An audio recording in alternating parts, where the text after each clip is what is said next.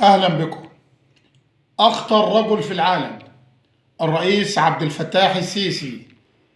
جريدة الواشنطن بوست الأمريكية نشرت تقرير مطول على الصفحة الأولى لها، بتقول فيه إن أخطر رئيس في الشرق الأوسط وفي العالم هو الرئيس عبد الفتاح السيسي الرئيس المصري، وقالت إن الرئيس عبد الفتاح السيسي خطر على الولايات المتحدة الأمريكية نفسها.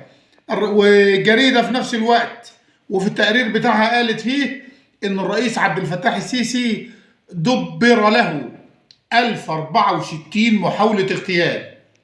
اسمع معايا الرقم تاني وركز: 1064 محاولة اغتيال، لكن العناية الإلهية هي اللي بتحفظه، العناية الإلهية هي اللي بتحرسه. ماذا بينك وبين الله يا سيسي؟ 1064 محاولة اغتيال والحمد لله كلها باءت بالفشل.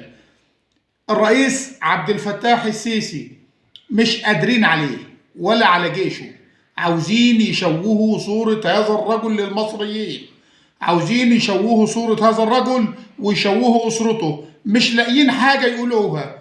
عاملين منصات على وسائل التواصل الاجتماعي، المنصات بتردد وبتقول إن الرئيس عبد الفتاح السيسي أمه أصلها يهودية وأمه من يهود المغرب. يبدو إن هم مغيبين، مش عارفين نظام وقوانين الجيش المصري. انت علشان تقدم لحد يا جماعة يخش ضابط في القوات المسلحة المصرية لازم يكون من أب وأم مصريين، وفيه تحريات حتى الجد العاشر مش الثالث ولا الرابع. انسوا، هم عاوزين يشوهوا صورة الرئيس عبد الفتاح السيسي وخلاص، مش قادرين عليه، قادرين ان هم يشوهوا صورته ويقولوا ده هو حليف اليهود، ده هو متواطئ مع اسرائيل.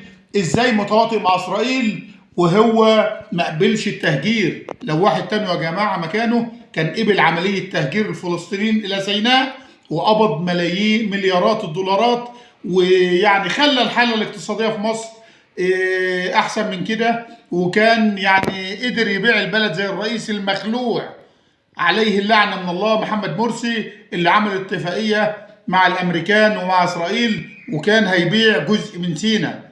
يا جماعه افتخروا برئيسكم، يا جماعه اعرفوا قيمه الرئيس عبد الفتاح السيسي. والله العظيم العنايه الالهيه اللي جابته، العنايه الالهيه هي اللي اختارته لمصر وللمصريين في التوقيت ده بالذات. الراجل ده يا جماعه منقذ الوطن. لما جريده الواشنطن بوست الامريكيه بتقول اخطر رجل في العالم، يبقى احنا المفروض نفتخر بهذا الرجل، المفروض نشيله فوق راسنا. لما جريده الواشنطن بوست الامريكيه تقول ان هو اتعرض ل 1064 محاوله اغتيال، يبقى احنا لازم نعرف كلنا ان الرئيس عبد الفتاح السيسي مستهدف، لازم نعرف ان الرئيس مستهدف والجيش مستهدف والدوله المصريه كلها مستهدفه. لكن الحمد لله مصر محفوظه والعنايه الالهيه بتحرس مصر والمصريين.